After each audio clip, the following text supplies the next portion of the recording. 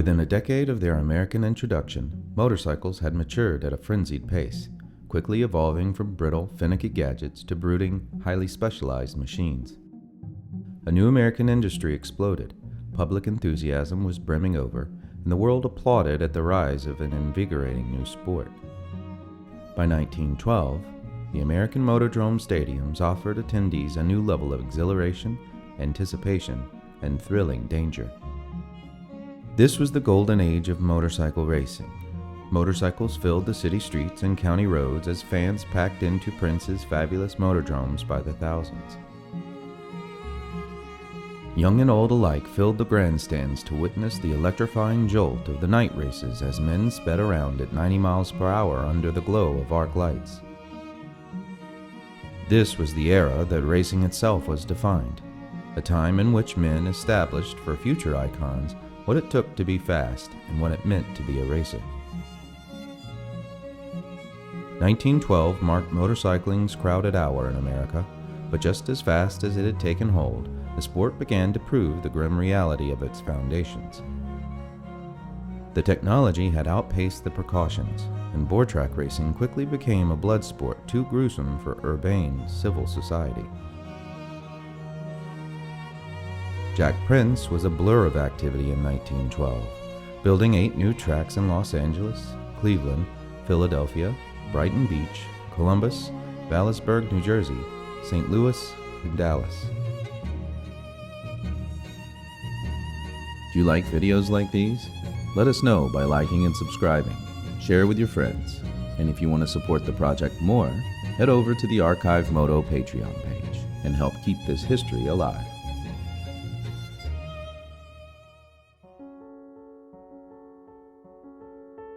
While several pioneer racers like Paul Durkheim and Cannonball Baker had left the saddle for work in the industry, veterans like Arthur Mitchell and Morty Graves were still traveling the country running with the best of them.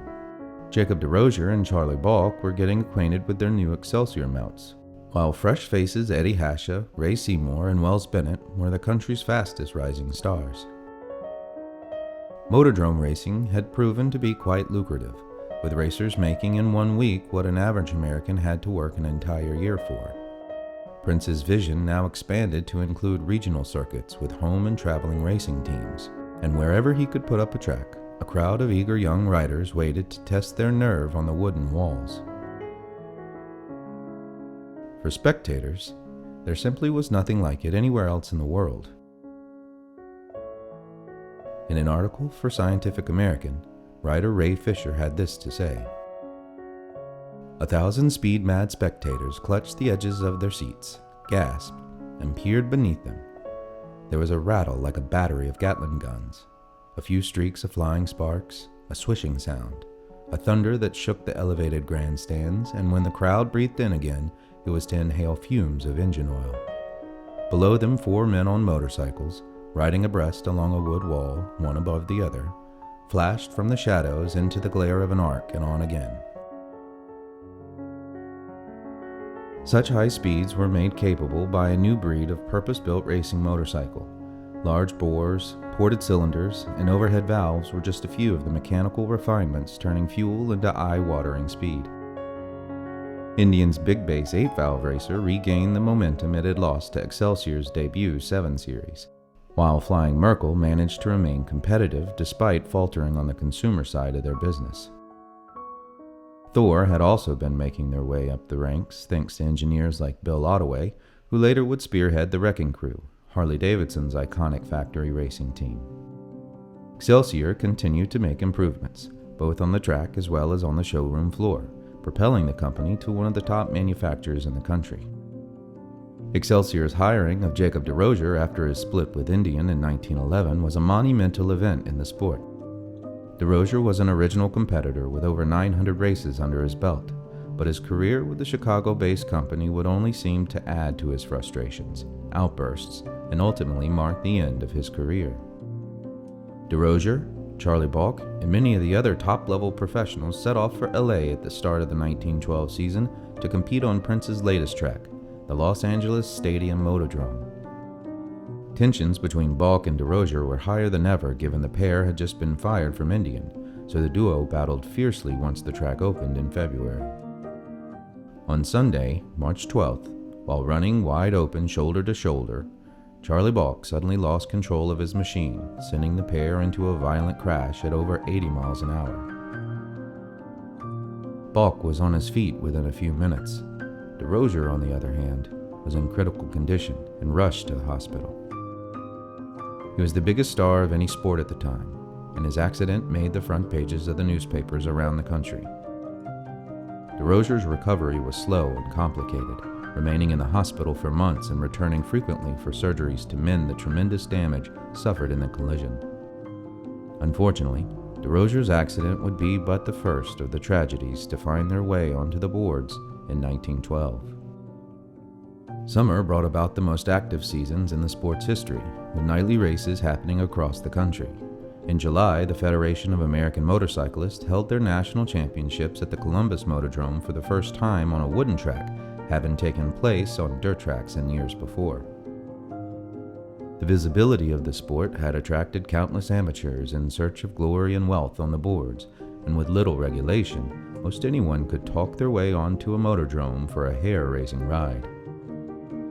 One such amateur, Haney Potter, a local police officer in Salt Lake City, was trying his hand on the boards of the Windermere Motordrome when he struck another new local rider, Odin Johnson, at the end of the Memorial Day races. Johnson recovered, but Potter did not survive. 1 month later, at Cleveland's Luna Park, Robert Hunter lost his life, followed by Harry Davis, again at Windermere within weeks. Racing was a dangerous sport, but that was the understood risk. The riders, the industry, and most important, the American people, showed little interest in watering down the thrill of the motordrome. On September 8, 1912, that all changed.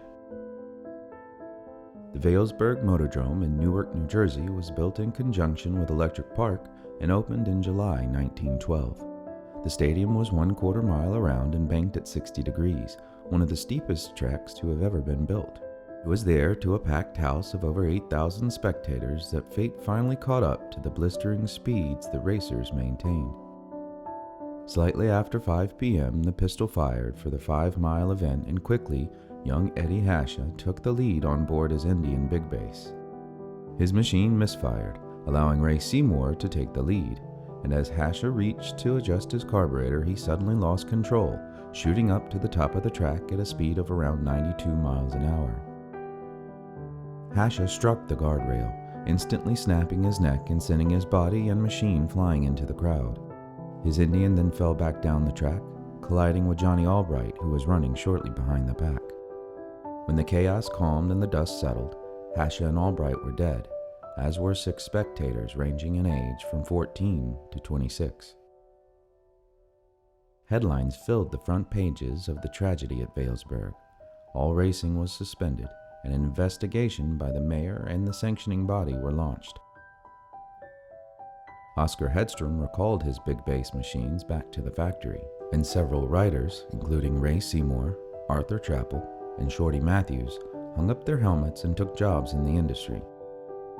In an instant, the sport had changed forever.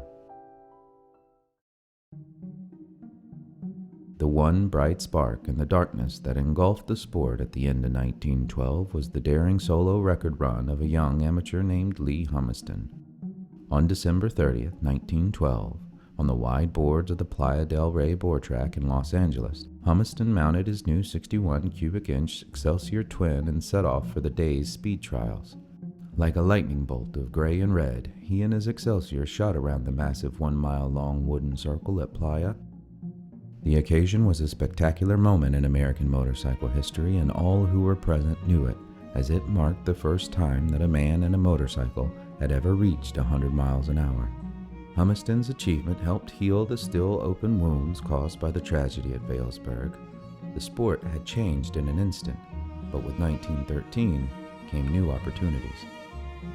Though the losses at Windermere, Riverview, and Vailsburg were still weighing on the country, 1912 had been a successful year for the sport, and Jack Prince continued expanding his board track empire. Another 8 new tracks were built to support the American Motordrome League, with new saucers popping up now in record time. New stadiums could be found in Detroit, Toronto, Atlanta, Ludlow, Kentucky, Pittsburgh, Milwaukee, Chattanooga, and Houston. Tragically, before the season could even crack its first starter pistol, the darkness from 1912 fell upon the motor racing community once again. It was February 25, 1913, following his third leg surgery since his accident in Los Angeles, that Jacob DeRozier finally succumbed to his injuries. A true champion by any measure, DeRozier's accomplishments were stacked over the years into a tower of records and victories. He stood alongside Fournier at the beginning of it all and had been racing ever since, oftentimes holding every early speed record from 1 to 100 miles.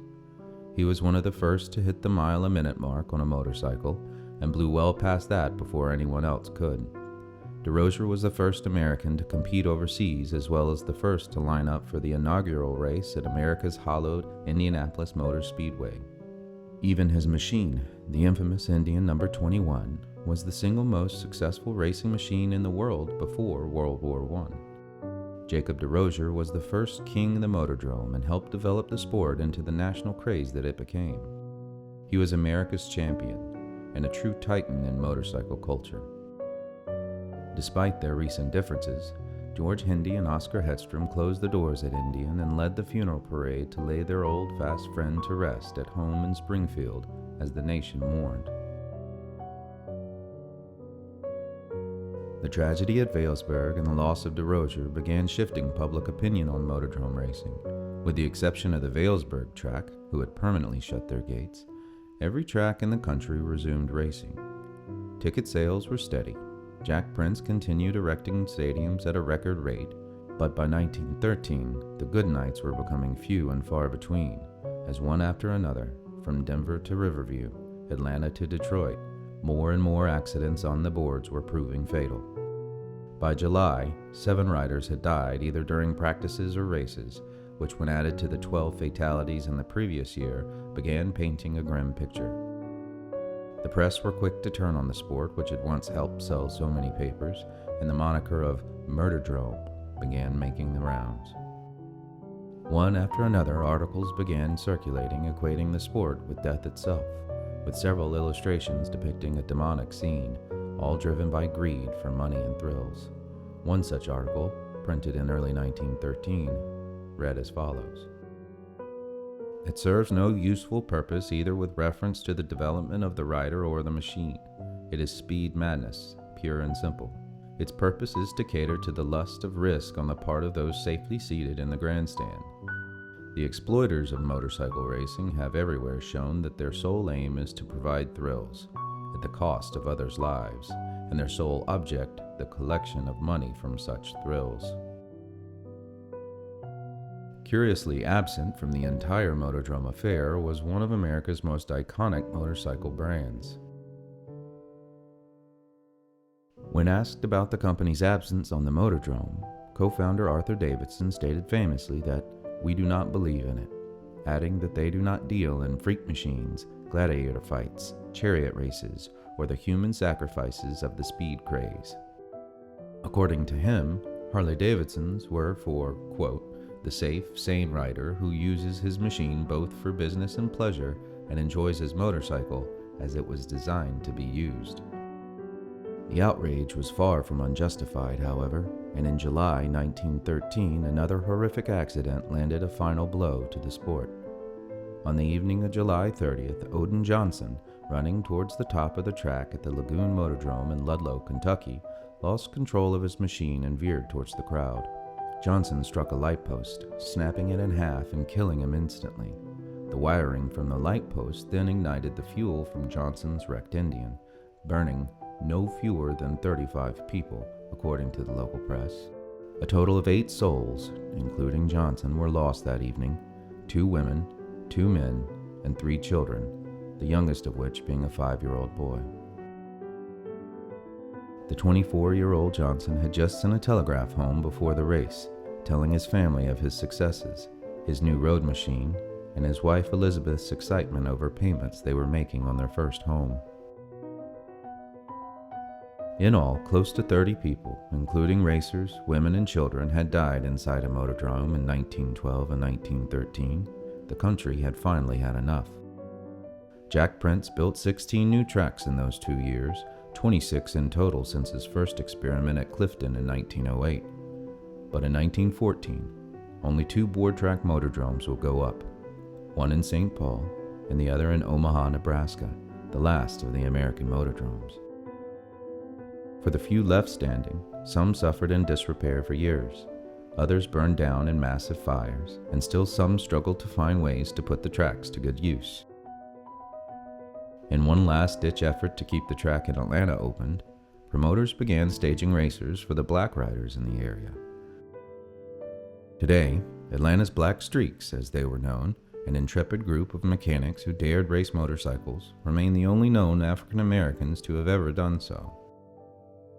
For the track's promoters in Jim Crow-era Southern politics, their sanctioning and lease was quickly pulled and the track fell into disrepair, though the site now is fittingly home to the Martin Luther King Jr. Memorial. For 6 action-packed years, the American Motordrome captivated the nation, but in a flash they were all but gone. A multitude of factors led to the eventual decline of the venues: maintenance issues and expenses, weather interference, mounting safety concerns, decreasing factory interest, increased preference for dirt track and long-distance racing, and the highly emphasized public distaste for what was oftentimes a brutal and violent sport. In 1915, Jack Prince would return to Chicago to build his newest vision in track design, a massive concept nearly 10 times larger than his motordrome and 3 times as wide. Built of steel, concrete, and as always, timber planks. A massive oval superspeedway, Prince's immense track at Maywood would mark a new era in the sport and drive the final nail into the coffin of America's sensational motordromes, the few that still remained. Prince would shift gears into auto racing and build more of his massive wooden superspeedways well into the late 1920s before retiring, a true racing pioneer. Many riders went on to successful careers in the industry, served valiantly as mechanics, dispatch riders, or pilots in World War I, or continued racing on dirt tracks, hill climbs, and the large bore track superspeedways of the 1920s. Many of the biggest brands of the 1910s were all but gone by 1920, but Indian, Excelsior, and Harley-Davidson, who had officially entered professional racing in 1914, though never on a motordrome, all thrived well into the future and have become icons of American culture. Though the tumultuous age of the American motordrome had its share of heartache and tragedy, the sport made fortunes for a few, provided a good living for countless more and their families, and entertained thousands. Moreover, the motordrome helped define a new America, an industrious and daring nation, a little rough around the edges sometimes, but never lacking in grit.